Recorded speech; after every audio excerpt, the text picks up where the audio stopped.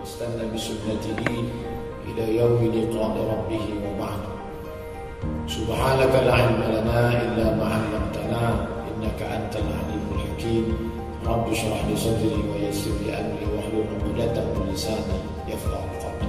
Bapak-bapak, ibu-ibu, ulama, seni pandai, tokoh masyarakat, hadirin hadirat, adik-adik, mahasiswa mahasiswi yang besar tak diimbau gelar, yang kecil tak disebut nama. InsyaAllah kita semua hamba-hamba dimuliakan Allah Subhanahu wa ta'ala. Amin ya rabbal alamin. Hadis yang akan kita kaji subuh ini disebutkan dalam kitab Sunan At-Tirmidzi, atau disebut juga dengan kitab Jami' At-Tirmidzi. Disebut dia sunan karena di dalamnya ada sunnah. Kalau satu namanya sunnah, kalau dua sunnatani, kalau jamaknya sunan. Sunnah-sunnah yang disusun oleh Imam Abu Isa At-Tirmidzi disebut dengan Sunan At-Tirmidzi. Disebut kitab ini dengan Jami'. Jami' artinya mencakup semua aspek. Di dalamnya ada akidah, di dalamnya ada syariah, fikih, di dalamnya ada akhlak. Maka dia Jami', mencakup semua aspek. Maka disebut dengan Jami' At-Tirmidzi. Jadi kalau ada orang menyebut ini dikutip dari kitab Jami' At-Tirmidzi, oh, ada kitab Jami', ada kitab Sunan. Nah, kitabnya satu, namanya dua. Ada yang menyebut Sunan At-Tirmidzi, ada yang menyebut Jami' At-Tirmidzi. Hadis ini juga ada dalam kitab yang ditulis oleh Imam Al-Baihaqi. Juga hadis ini ada dalam kitab yang ditulis oleh Imam Ahmad bin Hanbal yang bernama kitab Al-Musnad, yang terpopuler dengan sebutan Musnad Ahmad bin Hanbal. Apa beda susunan kitab Musnad dengan kitab Sunan? Kalau kitab Sunan itu susunannya berdasarkan bab-bab kitab-kitab fikih, kitab sholat, kitab puasa, kitab zakat, kitab haji, kitab jihad. Sedangkan Musnad susunannya bukan begitu. Susunan Musnad itu berdasarkan nama orang. Jadi kalau mau mencari Abu Bakar Siddiq radhiyallahu anhu, hadisnya berapa, riwayatnya apa saja, itu mudah mencarinya, bukan di Sunan Tirmidzi, tapi di dalam kitab Musnad Ahmad bin Hanbal. Tapi yang mau saya sampaikan ini dikutip dari riwayat Imam At-Tirmidzi. Imam At-Tirmidzi meriwayatkan hadis ini dari gurunya namanya Imam Qutaibah. Imam Qutaibah meriwayatkan dari gurunya namanya Imam Al-Laits. Imam Al-Laits meriwayatkan dari gurunya namanya Imam Ibnu Ajlan. Ibnu Ajlan meriwayatkan dari gurunya namanya Sa'id Al-Maqburi. Sa'id Al-Maqburi meriwayatkan dari gurunya namanya Abdurrahman Ibnu Sakhar Ad-Dawsi, atau yang lebih kita kenal dengan nama Abu Hurairah radhiyallahu anhu. Abu Hurairah meriwayatkan hadis ini dari Nabi kita Muhammad sallallahu alaihi wasallam. Nabi Muhammad meriwayatkannya dari Jibril alaihi salam. Jibril meriwayatkan dari Allah Subhanahu wa taala, bersambung daripada Imam Tirmidzi sampai ke Nabi Muhammad. Maka hadis ini tidak diragukan ketersambungan sanadnya. Status hadis ini adalah hadisun hasan. Hadis hasan. Hadis yang paling tinggi kualitasnya sahih, di bawah sahih hasan, di bawah hasan dhaif, di bawah dhaif maudhu'. Hadis maudhu' palsu, bukan hadis sama sekali. Untuk menyampaikannya, menunjukkan kebatilannya boleh. Adapun sahih dan hasan tidak ada ikhtilaf antara ulama, boleh dijadikan dasar dalam beramal, menetapkan hukum, menetapkan masalah akidah. Qala Rasulullah sallallahu alaihi wasallam, Rasulullah bersabda, "Thalathatun haqqun 'ala Allah 'aunuhum." Thalathatun, ada tiga. Haqqun 'ala Allah. Ini makna ungkapan, tak bisa diterjemahkan ke dalam bahasa Indonesia. Haqqun, kebenaran, ketetapan. 'Ala Allah, bagi Allah. 'Aunuhum, menolong mereka. ketetapan bagi Allah menolong mereka. Yang menetapkan siapa? Kita mesti ikut ketetapan ini. Kita ikut ketetapan pemerintah, kita ikut ketetapan lembaga adat Melayu, kita ikut ketetapan Allah. Kalau Allah ikut ketetapan siapa? Allah tidak ikut ketetapan siapa-siapa. Dia fa'alul lima yurid, dia berbuat sesuai dengan kehendaknya. Sedangkan kita fa'alun, bukan karena kehendak kita, karena Allah SWT. Jadi makna hadis ini adalah salah satu 3 golongan. Haqqun 'ala Allah aunuhum, merupakan ketetapan bagi Allah terhadap dirinya sendiri untuk menolong 3 kelompok ini. Kalau memang Allah sudah menolong, kenapa kita ikut menolong? Kita ikut menolong karena kita ikut mendapatkan kemuliaan dengan menolong 3 kelompok ini. Jadi jangan, mereka kan sudah ditolong Allah, kenapa kita ikut menolong? Kita ikut menolong walaupun pertolongan kita itu mungkin tidak seberapa, tapi kita ikut menumpang kebahagiaan, menumpang kesenangan dengan ikutnya kita menolong 3 kelompok ini. Maka sesuai dengan janji Nabi sallallahu alaihi wasallam, wallahu fi 'aunil 'abdi ma kana al-'abdu fi 'auni akhihi. Allah akan senantiasa menolong seorang hamba selama hamba itu mau menolong orang lain. Banyak yang mau ditolong ini Pak Ustaz, banyak.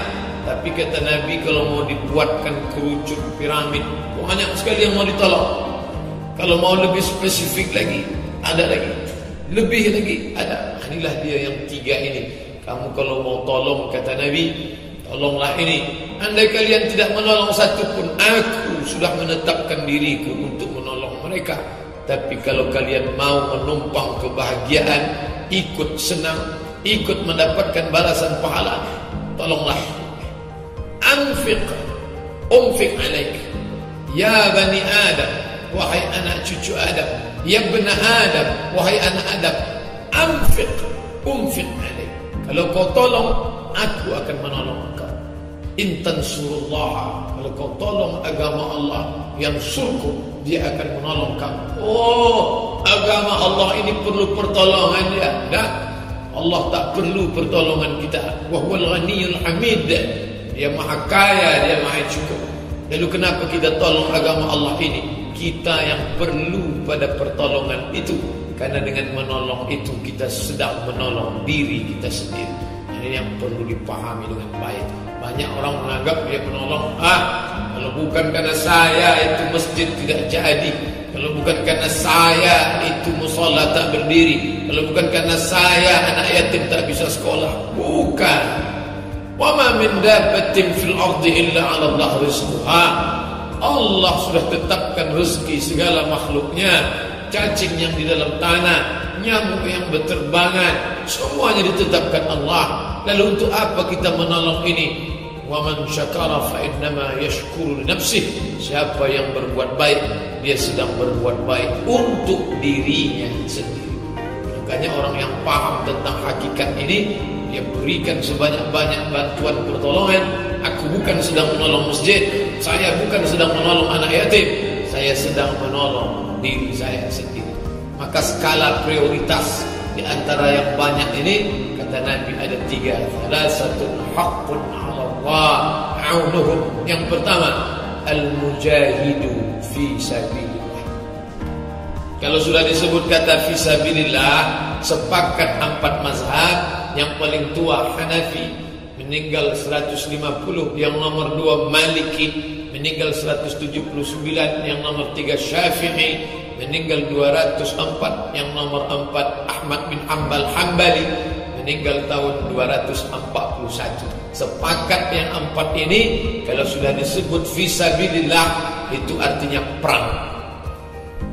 Makanya yang perang ini masuk dalam kategori wajib. Innamas sadaqatu lil fuqara wal masakin wal 'amilina 'alaiha wal mu'allafati qulubuhum wa fir riqab wal gharimin wa fi sabilillah. Fi sabilillah yang ketujuh, wa ibnis sabil. Fi sabilillah. Apa makna fi sabilillah? Perang. Membeli tombak, membeli panah, membeli pedang. Kalau penghafal Quran imam kita tadi menolong agama ini dengan hafalannya, andai terbakar semua Quran yang ada di perpustakaan yang ada di dunia ini, banjir bandang hancur, hidup beliau Quran tak akan hilang. Ada dalam kepala 30 juz dalam kepala. Kita juz 30 itu pun hilang-hilang. Begitulah Allah Ta'ala menjaga. Inna nahnu nazzalna dzikra wa inna lahu lahafizun. Makanya membatasi fisabilillah itu perang. Kalau ada orang mengatakan apa nih fisabilillah? Perang. Tapi kata Imam Fakhruddin Ar-Razi meninggal tahun 606, punya kitab tafsir Mafatih Al-Ghaib atau disebut tafsir Al-Kabir. Kabir artinya besar karena kitab tafsirnya paling besar, panjang 1 meter panjang, tafsir Al-Kabir. Dulu saya di pesantren baca tafsir Jalalain, Jalaluddin Abdul Rahman As-Suyuti dengan Jalaluddin Al-Mahalli. Dua jalal bahasa Arabnya Jalalain, 2 jalal diplesetkan sama orang yang ngejek jalan lain. Jalan lain. Wawak di kelas tafsir jalan lain, merasa ilmu sudah banyak, tengok nih bacaan tafsir jalan lain tebal. Begitu sampai di Mesir menengok semeter, tak ada apa-apa. Maka kata Imam Fakhruddin Ar-Razi dalam tafsir Al-Kabir, dikutip pernyataan ini oleh Syekh Atiyah Saqar dalam kitab Fatawa Al-Azhar. Subulullahi kasiratun. Sabilillah itu tidak terbatas pada perang saja. Semua jalan yang mengagungkan agama Allah, menolong agama Allah, itu masuk fisabilillah. Mengirimkan dai-dai ke negeri terpencil, fisabilillah. Menolong anak sekolah hafal Quran, fisabilillah. Menolong para ulama menegakkan syariat Allah dengan lembaga pendidikan, mengentaskan kemiskinan, menjaga umat dari kristenisasi, menyelamatkan dari aliran-aliran sesat, sempalan dan kelompok-kelompok kafir, Ahmadiyah, Batiniyah, Bahaiyah dan macam-macam. Itu semua fisabilillah. Sampai-sampai kata Imam Fakhruddin Ar-Razi, andai ada suatu masjid, ada suatu kampung, masjid terpisah dari kampung, tiba-tiba datang banjir bandang sehingga terputus jalan, muncul sungai, tak bisa orang sholat ke masjid, maka membuatkan jembatan dari kampung ke masjid itu pun termasuk fisabilillah. Makanya waktu saya kuliah dulu, kawan-kawan Malaysia itu dapat saluran dana dari 2 arah. Pertama, pinjaman kerajaan. Pinjaman kerajaan RM6.000 setahun, kali 3.000, 18 juta. Yang kedua dari zakat. Zakat pun dapat juga bervariasi, lain kerajaan lain zakatnya, tapi rata-rata 6.000 kali 3.000, 18 juta. Jadi mereka setahun itu dapat 36 juta. Maka gayanya santai, tenang. Ustaz selama 4 tahun sepera Arab. Balik ke Riau, duduk sosialisasi zakat. Mereka pun memberikan kata sambutan. Ini adalah salah satu kader yang kita kirim. Tapi jadilah mau dia mengakui kan. Ini maknanya apa? Mengirim dai-dai fisabilillah, menempatkan mereka ke tempat, mengajak ke jalan Allah, membentengi akidah umat ini. Setelah dia pulang, dikirim ke tempat-tempat, ke Kuching, ke Sabah, ke Sarawak. Mereka kirim dai-dai itu menjaga umat ini. Maka itu juga bagian dari fisabilillah. Manajemen dakwahnya luar biasa, makanya terjaga dengan baik. Bapak Ibu yang dimuliakan Allah Subhanahu wa taala, maka semua yang fisabilillah ini ditolong Allah Subhanahu wa taala. Andai kita na'udzubillah tak ada yang peduli kepada agama Allah ini, apakah hilang agama Allah? Tak. Al-Islam ya'lu, Islam ini tetap tinggi, wala yu'la alaih, tak ada yang bisa mengalahkan ketinggian Islam. Hancur Islam di Spanyol, tegak di Turki. Hancur Kesultanan Turki, bangkit ikhwan muslimin di Mesir. Di mana Islam dijatuhkan akan muncul yang lain. Diratakan Islam dengan tanah, disembelih hidup-hidup di Spanyol, diusir, bangkit Muhammad Al-Fatih di Konstantinopel, merubah negeri itu menjadi Istanbul. Kalian hancurkan di sana, akan muncul di sana. Begitu Islam dibantai di Amerika, dikatakan Islamophobia, dimunculkan ketakutan-ketakutan, karikaturnya, film kartonnya, menampilkan ejekan, caci maki, difitnah umat Islam, muncul makin bangkit. Yuriduna yutfi'u nurallah, mereka ingin memadamkan api cahaya Islam. Wallahu mutimmu nurihi, Allah menyempurnakan cahayanya. Maka cahaya Islam tak akan hilang. Yang jadi masalah adalah ada tidak kontribusi kita, ada tidak sumbangsih kita dalam penegakan Islam itu. Jangan sampai begitu dihitung nanti di akhirat, fulan menyisakan hartanya, fulan memberikan tanahnya, fulan memberikan akal pikiran ide kreatifnya. One day, one juice bukan dibuat oleh seorang profesor doktor lulusan dari Universitas Islam dari seseorang yang berpikir secara biasa, bukan orang agama. Dia terpikir alangkah indahnya kalau umat Islam membaca Quran sehari 1 juz, membuat satu grup khatam bersama. Kalau dulu istilah di kampung-kampung kecil halaqah, 1 juz, 1 juz, 1 juz, selesai khatam. Bagaimana kalau dibuat dengan sistem digital, menggunakan multimedia, bisa se-Indonesia baca, dideklarasikan di Istiqlal, one day, one juz, 1 hari, 1 juz. Allah berjanji, wa may yartadda minkum an dinihi, kalau ada di antara kalian ini murtad, na'udzubillah, ditinggalkannya agama ini, fasawfa ya'tillahu biqaumin, Allah akan ganti dengan kaum yang lain, yuhibbuhum wa yuhibbunahu, Allah mencintai mereka, mereka mencintai Allah. Yujahiduna fi sabilillah, mereka akan menegakkan agama Allah. La yakhafuna fillah lawmata laim, mereka tak pernah takut sedikit sekecil apapun menegakkan agama Allah ini. Musim berganti, zaman berubah, yang satu menjatuhkan Islam, yang satu menaikkan Islam, yang satu membinasakan Islam. Islam akan tetap bangkit. Yang jadi pertanyaan, kita termasuk yang membangkitkan atau yang menjatuhkan? Kita termasuk yang menolong atau yang membiarkan? Andai kita biarkan Islam, Islam tak akan mati, Allah tetap akan tolong. Haqqun 'ala Allah, Allah tetap menolong agama ini. Yang jadi masalah, masuk tak kita dan anak cucu kita dalam orang-orang yang menolong agama Allah Subhanahu wa ta'ala.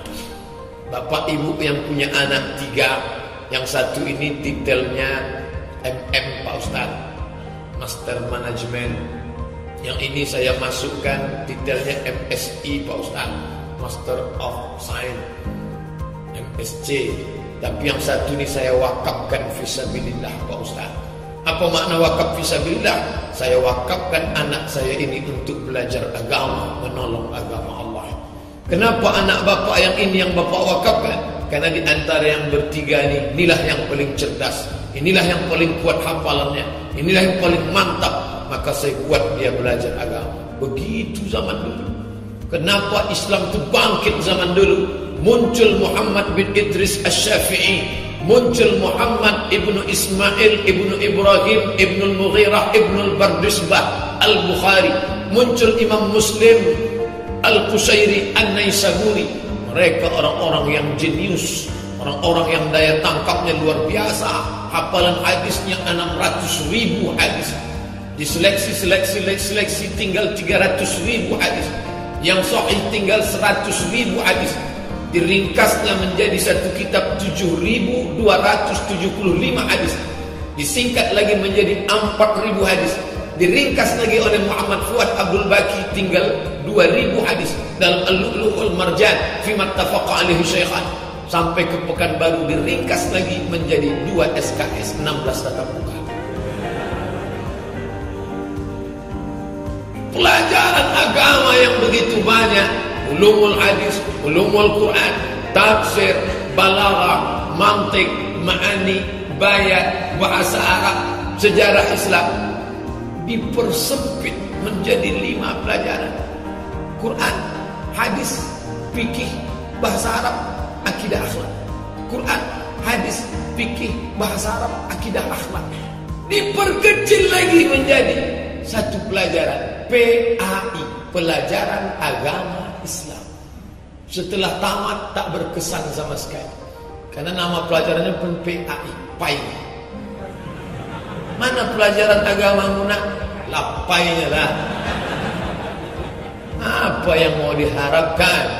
Makanya guru agama tidak ada dapat tunjangan. Saudara-saudara kita yang mengikhlaskan sebagian waktunya, pagi mungkin dia ngojek, pagi mungkin dia memotong gotak karet, pagi mungkin dia manen sawit, sore dia mandi, dia pakai baju koko, masuk dia ke MDA. Lillahi ta'ala. Kita bantu dia.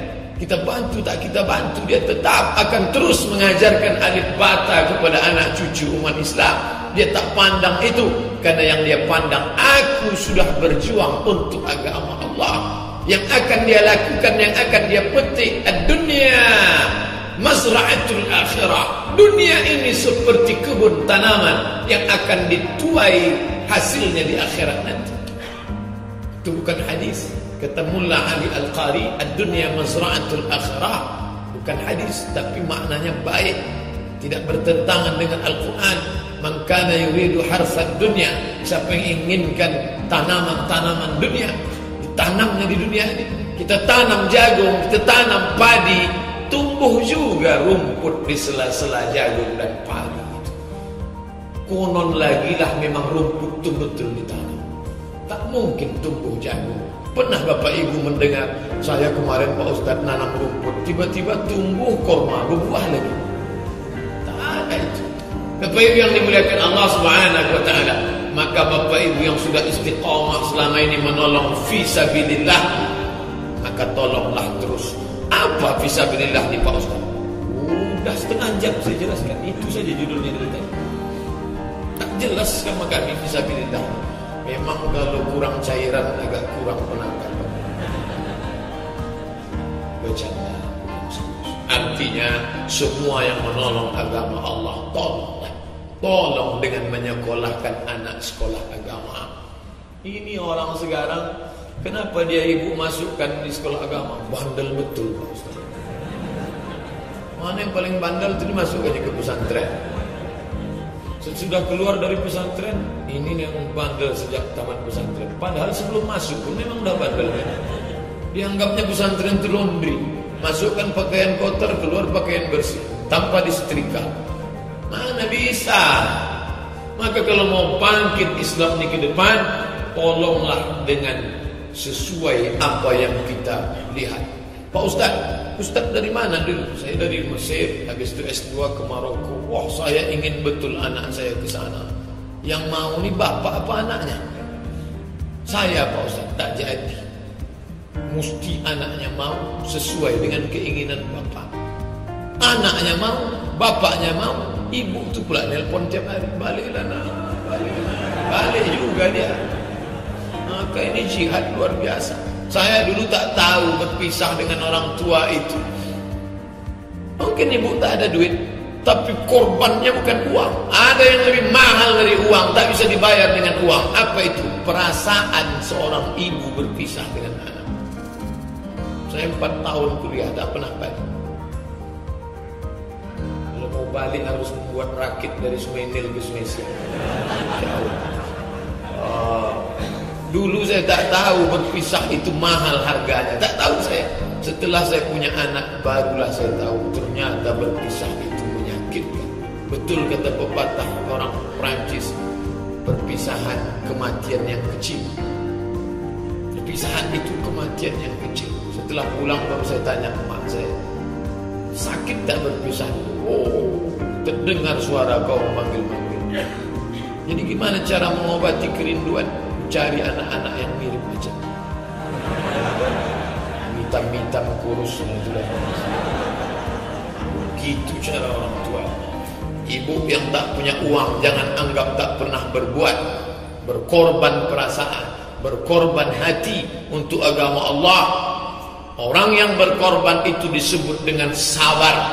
Orang yang sabar balasannya tak disebutkan Allah. Man bana masjidan, siapa yang bangun masjid, banallah baitan mislahu fil jannah, dibangunkan Allah untuk dia satu istana di dalam surga. Tapi untuk orang yang sabar menolong agama Allah ini tak disebutkan balasannya. Kenapa? A'dadtu li'ibadiyas salihin, kusiapkan untuk hamba-hambaku yang soleh. Mala a'yunun ra'at, tak pernah dilihat mata. Wala udhunun sami'at, tak pernah didengar telinga.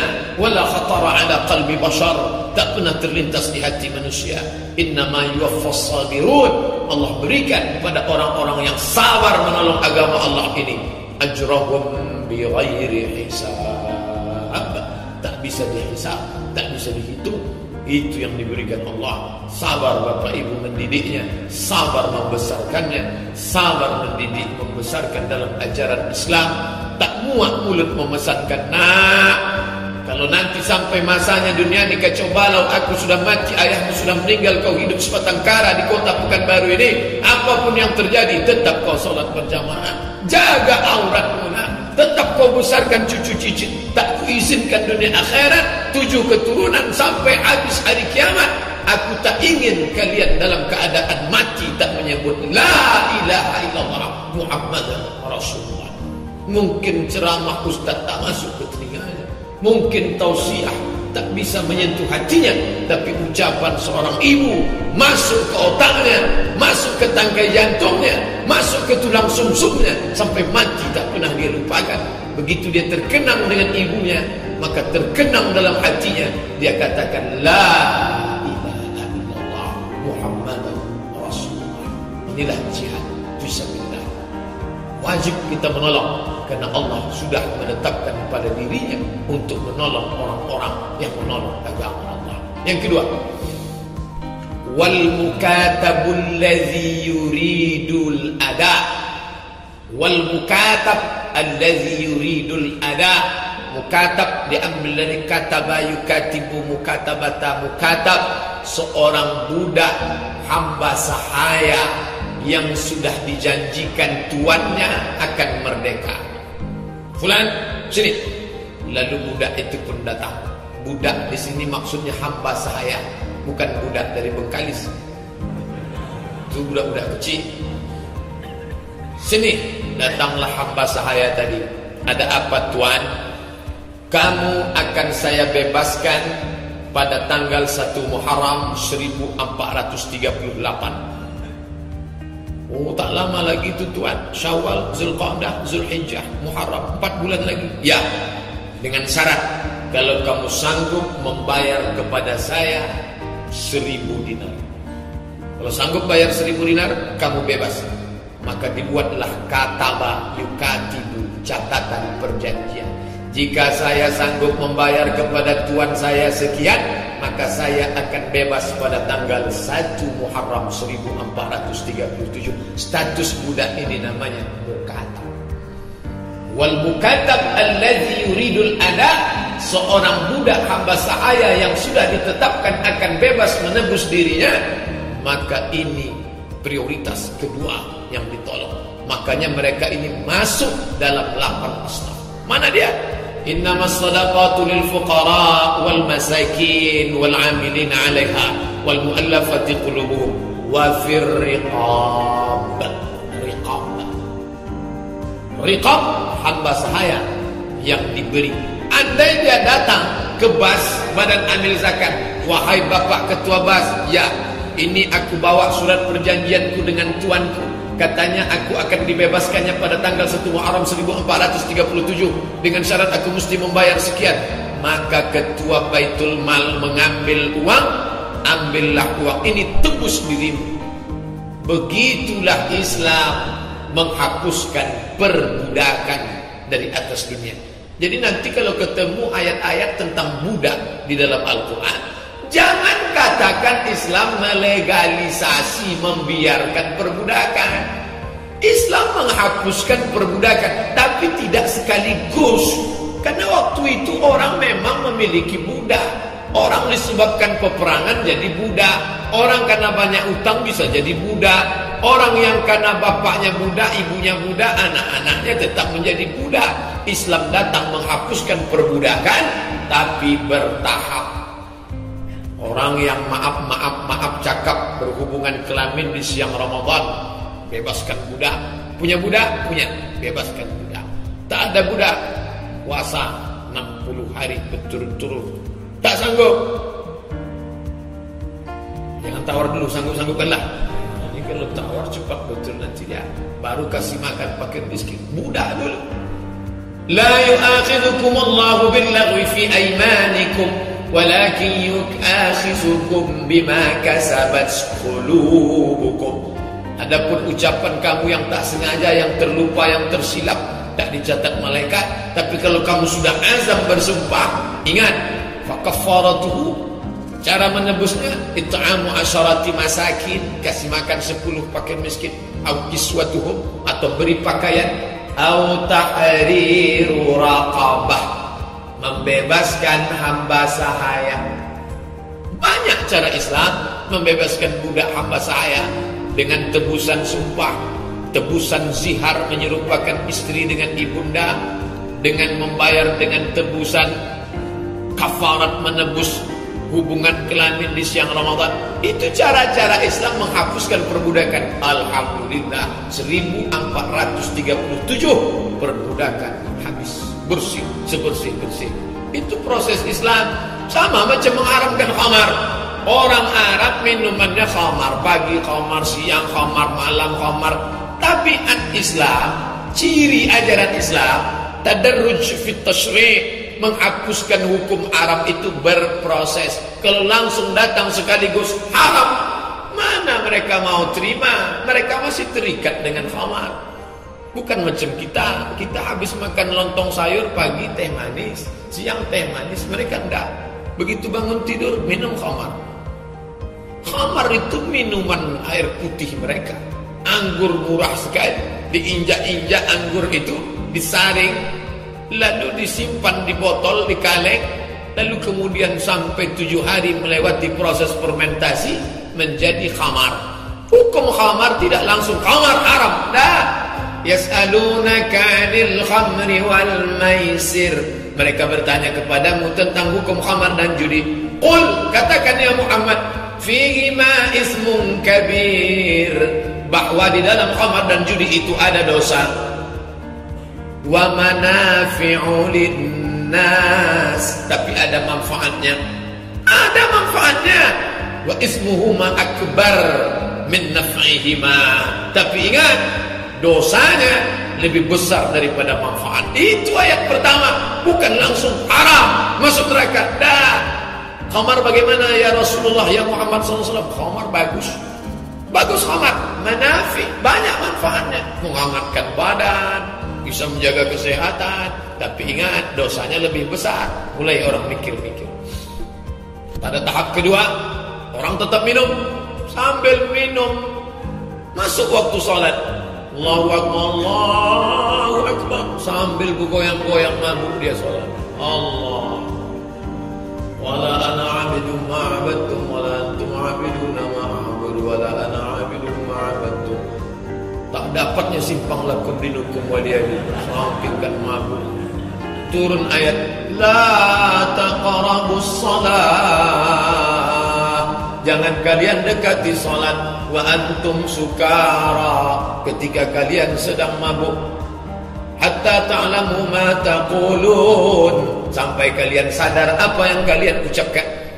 Belum datang haram khamar. Yang penting kalau mau mabuk, mabuklah agak-agak jam 8, jam 9, 10, mabuk dah. Tapi kalau udah mau azan zuhur jangan mabuk lagi. Nanti habis sholat mabuk lagi, dekat-dekat ke azan. Dari isya, maghrib ke isya, habis maghrib janganlah mabuk. Usahakan habis-habis isya baru mabuk lagi. Begitu. Habis itu baru datang hukum keras. Ya ayyuhalladzina amanu, hai orang beriman, innamal khamru khamar wal maisir judi wal ansab menyembelih binatang untuk berhala wal azlam mengundi nasib rijsun najis min amalis syaitan, perbuatan syaitan, fajtanibuh, jauhi, la'allakum tuflihun, supaya kalian menang menjalani kehidupan. Begitu prosesnya. Budak ini pun begitu juga. Budak boleh, tapi kemudian dikikis. Kalau kamu punya budak, jangan kau panggil hei budakku, tapi panggillah ya gulami, wahai anak, bukan anak kandung. Tapi panggillah ya maulati, ya maulaya. Apa yang kau makan mesti sama dengan yang dimakan budak. Tidak ada feodal. Budak duduk di lantai, megang sapu tangan, gendoro. Feodal. Islam tak begitu, sama rata. Islam menjadikan kalian sawasiyah ka'asnanil musti, sama macam gigi sisir, rata semuanya. Kullukum min Adam wa Adam min turab. Kalian semuanya dari Adam dan Adam dari tanah. Dari tanah balik ke tanah. La farqa bainal Arabi wal Ajam. Tak ada beda antara Arab dengan non-Arab. Wala farqa bainal abyad wal aswad. Tak ada beda antara yang kulit putih dengan kulit hitam. Kullukum min Adam wa Adam min turab. Kalian semuanya dari Adam dan Adam dari tanah. Maka orang yang paling mulia adalah orang yang membebaskan budak hamba sahaya. Turun ayat, lan tanalul birra, kalian tak akan dapat al-birra, pahala yang paling besar, keutamaan yang paling hebat. Lan tanalul birra, kalian tidak akan dapat pahala paling besar hatta tunfiqu mimma tuhibbun, sampai kalian berikan harta yang paling kalian sayangi. Datang Abdullah ibnu Umar ibnu Al-Khattab radhiyallahu anhuma, wahai Rasulullah, ya hartaku banyak, tapi yang paling aku sayangi adalah Rumiyah. Rumiyah budak hamba sahaya, seorang perempuan dari Romawi, hasil dari perolehan hadiah dari perang. Inilah budak yang paling aku sayangi, dan aku akan bebaskan dia lillahi ta'ala. Bilal bin Abi Rabah, semua kita tahu, muazzin Rasulullah sallallahu alaihi wasallam. Siapa yang membeli dia? Siapa yang membela dia? Bela dia adalah Abdullah ibnu Abi Quhafah, yang populer dengan nama Abu Bakar Siddiq radhiyallahu anhu. Abu Bakar tak sampai hati melihat saudaranya seiman diinjak, perutnya ditimpa batu besar, bajunya dilepas, kulitnya yang tipis diletakkan di atas gurun pasir yang panas, anak-anak mengikatnya dengan tali, diarak-arak keliling Makkah. Datang Abu Bakar Siddiq, berapa harga budak ini? Dibelinya, lalu kemudian menjadi bebaslah dia dari perbudakan. Tapi setelah dia masuk Islam, kedudukan Abu Bakar dengan Bilal bin Abi Rabah sama di hadapan Allah, sama di hadapan Rasulullah SAW. Maka ketika mereka berdua berjalan beriring, Abu Bakar jalan dengan Bilal, Bilal jalan dengan Abu Bakar. Kebetulan Umar sedang melihat. Apa kata Umar? Hadza sayyiduna a'taqa sayyidana. Ini sayyidina Abu Bakar yang sudah membebaskan sayyidina Bilal. Ini sayyidina Abu Bakar yang sudah membebaskan sayyidina Bilal. Sayyidina artinya pemimpin kan. Al-Khalifatul Awwal Abu Bakr As-Siddiq, sayyidina Abu Bakar, dua-duanya menjadi pemimpin. Nabi memanggil Bilal, "Ta'al, Bilal, mari kemari." Ada apa ya Rasulullah? Sami'tu daffan 'alaika baina yadayya fil jannah. Ku dengar suara gesekan sandalmu dalam surga. Kresek. Apa amal wahai Bilal? Aku tak pernah meninggalkan solat sunat 2 rakaat setelah bersuci, setelah wudu. Bilal yang hamba sahaya, dalam hadis disebutkan bibirnya tebal, rambutnya bergulung-gulung, rambut orang Afrika, krim, bibirnya tebal. Tapi dia lebih dulu sendalnya masuk surga. Jangan-jangan lebih mulia sendal Bilal daripada Abdul Somad LC yang selalu disebut protokol. Adapun yang akan menyampaikan tausiah pada malam hari ini, Al-Mukarram Al-Hajj Abdul Somad LCMA, yang sudah kuliah 4 tahun di Al-Azhar, 2 tahun di Maroko, status tak jelas. Sendal Bilal bin Abi Rabah sudah pasti masuk surga. Hai Abdul Somad, derajatmu tak sampai setinggi sendal Bilal bin Abi Rabah. Apa yang kau mau tunjukkan di hadapan Allah? Maka satu-satunya jalan memperbanyak ibadah.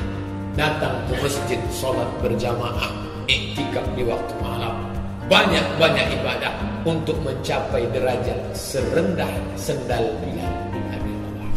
Apa itu yang dimuliakan Allah? Bilal itu kampungnya namanya Nubia. Ini Mesir, ini Libya, ini Sudan. Mesir, Libya, Sudan. Mesir dengan Libya samping-sampingan, bawahnya itu Sudan. Antara Mesir dengan Sudan ada kampung kecil namanya Nubia. Nubia itu warganya Afrika Utara. Bapak Ibu tahu sendirilah, orang Afrika Utara warna kulitnya dua, hitam dan hitam sekali, tak ada warna lain. Di tengah orang hitam itulah Allah mengangkat derajatnya. Innallaha la yanzuru ila ajsamikum. Allah tak melihat bentuk tubuhmu, wala ila suwarikum. Allah tak melihat bentuk paras wajahmu.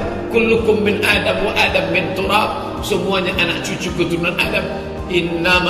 Innallaha la yanzuru ila ajsamikum wala ila suwarikum, walakin yanzuru ila qulubikum. Yang dipandang Allah hati kamu, wa a'malikum, dan amal kamu. Selesai tawaf, sa'i, ta'allul, duduk sejenak menengok Ka'bah. Melihat Ka'bah adalah ibadah. Nampaklah di situ bermacam ragam bentuk hamba Allah. Dari mulai yang putih seputih-putihnya macam telur ayam, sampai yang hitam macam pantat kuali. Berkumpul semuanya sama-sama bersyahadat, asyhadu an la ilaha illallah wa asyhadu anna Muhammadar Rasulullah. Meleleh air mata melihat mereka. Yang putih ganteng dengan imannya, yang hitam legam dengan imannya, sama-sama hamba Allah.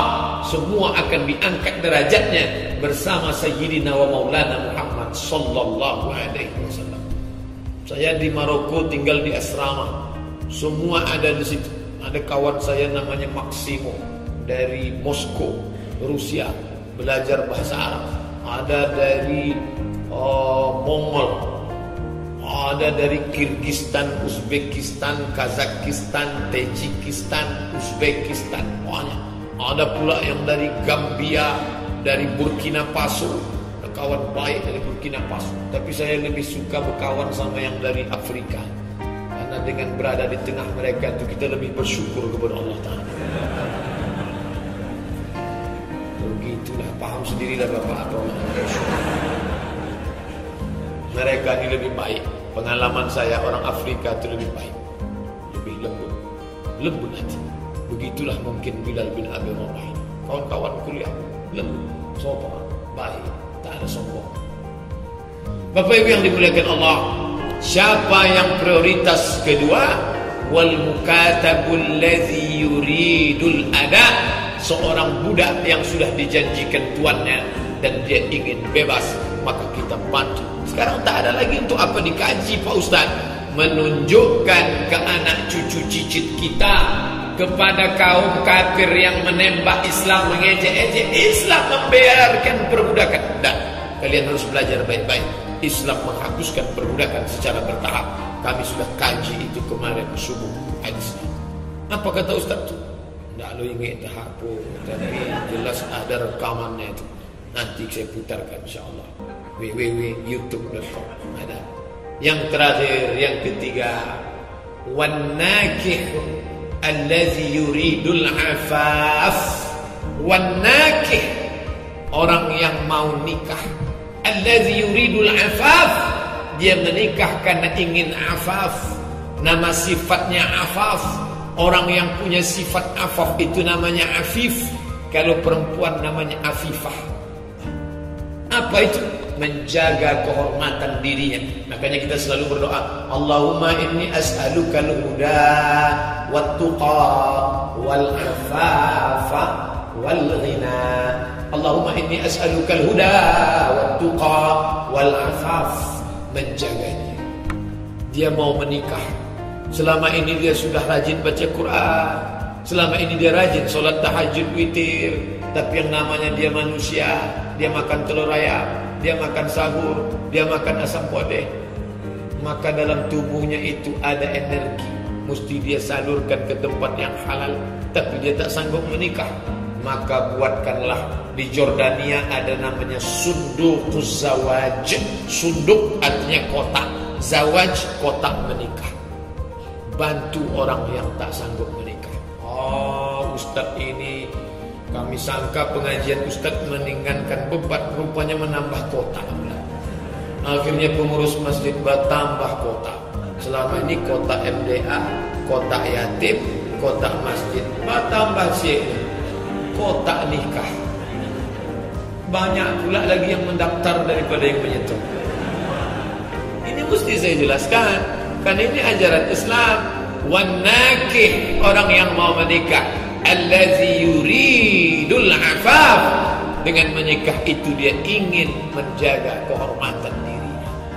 Ya ma'syaras syabab, wahai para pemuda, man istata'a minkumul ba'ah, siapa di antara kalian yang sudah mampu menikah, falyatazawwaj, menikahlah, fa innahu aghaddu lil basar, karena menikah itu menundukkan pandangan.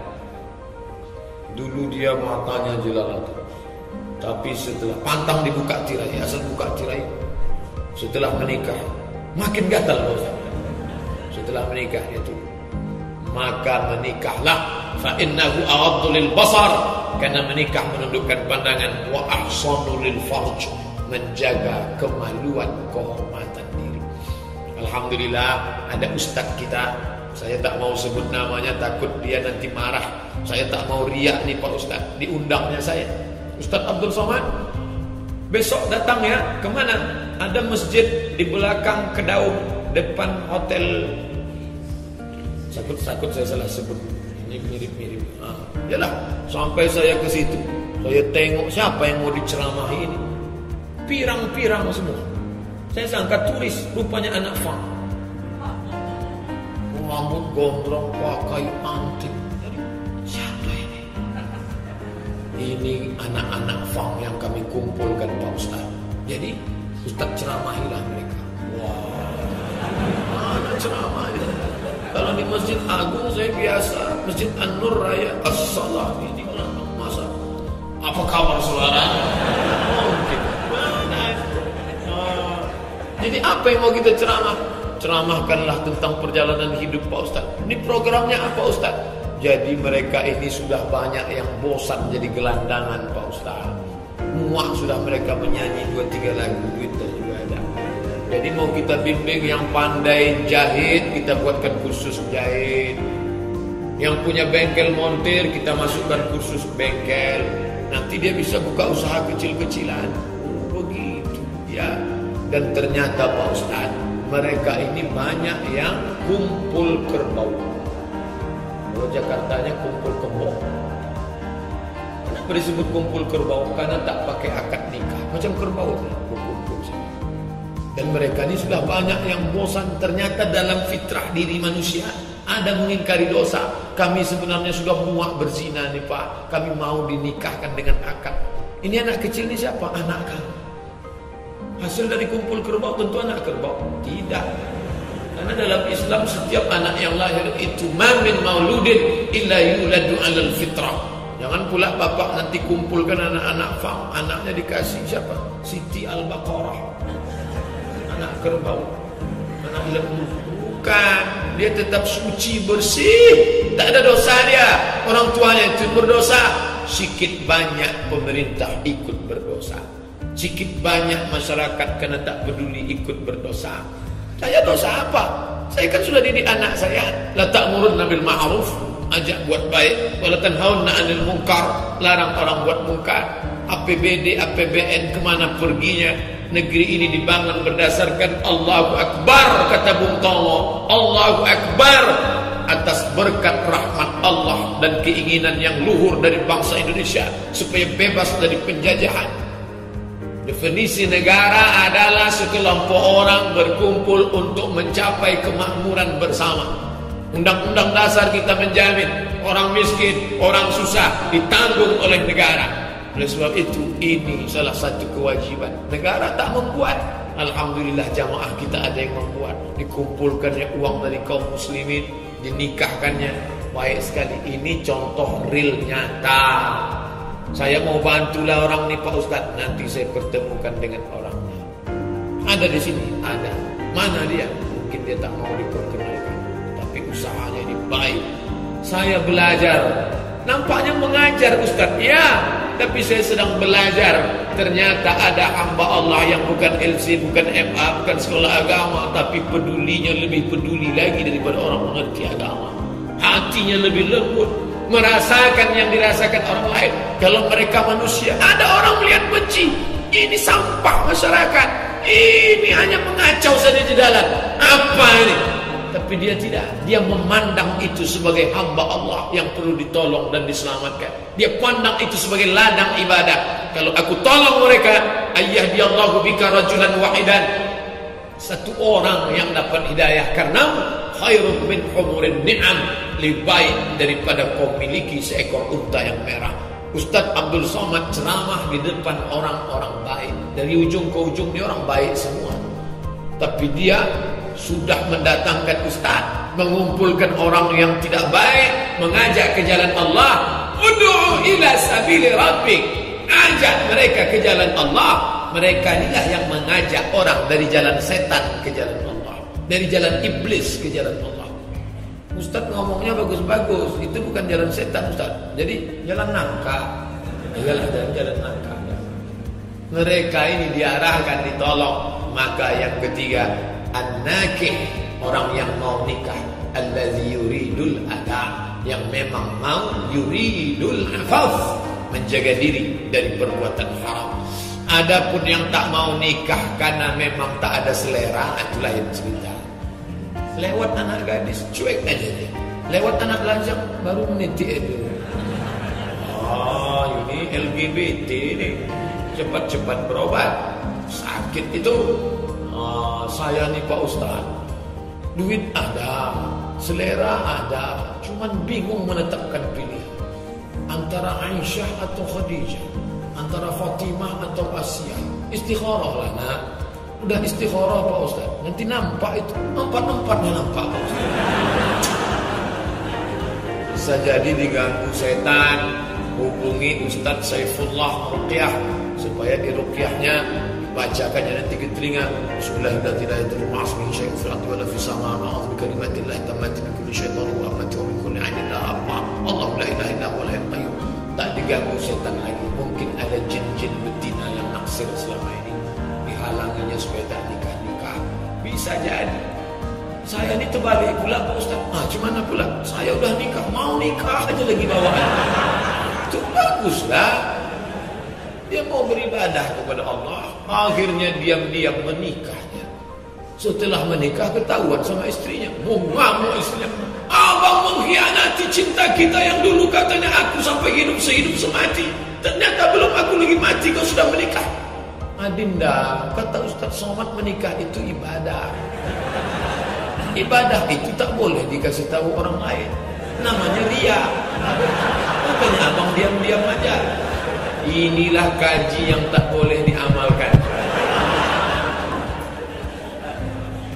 Negara kita sudah mengatur dalam KHI, kompilasi hukum Islam Indonesia, siapa yang mau menikah maka mesti izin istri pertama.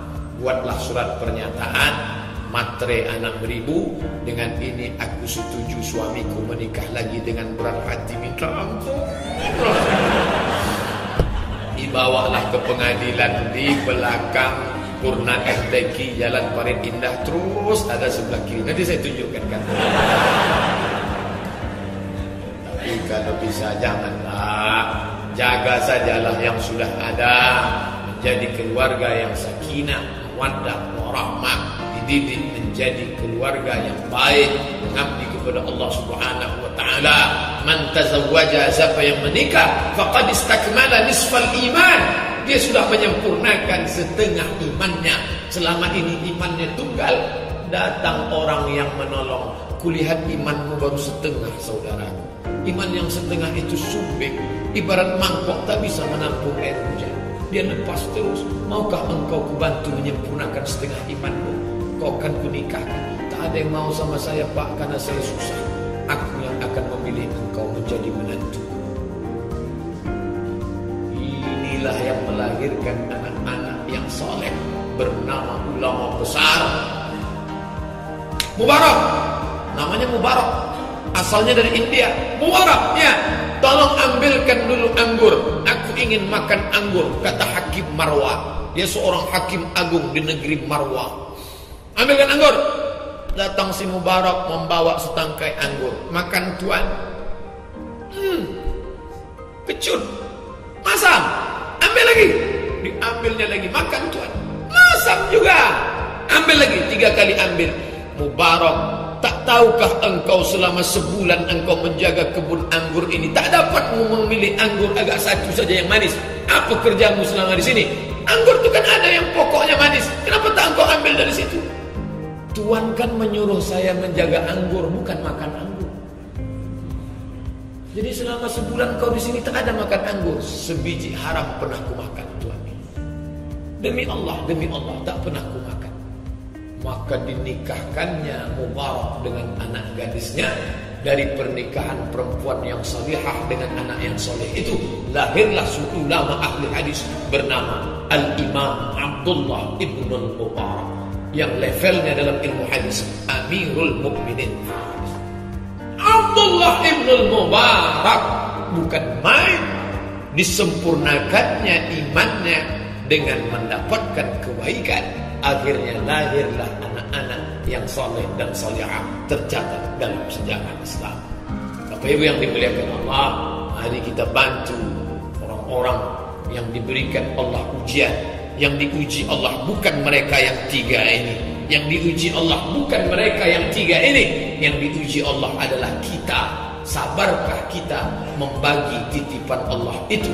Tidak hanya untuk anak cucu cicit perut kita semata, tapi kita bawa untuk mati menghadap Allah Subhanahu wa ta'ala sampai masuk waktu isyraq. Terima kasih atas segala perhatian. Mohon maaf atas segala kesilapan. Subhanakallahumma wa bihamdika asyhadu an la ilaha illa anta astaghfiruka wa atubu ilaik. Sallallahu ala sayyidina Muhammad wa ala alihi wa sahbihi wa sallam tasliman katsiran mubarakan fi. Kita lanjutkan tanya jawab setelah salat sunat isyraq. Terima kasih. Wassalamualaikum warahmatullahi wabarakatuh.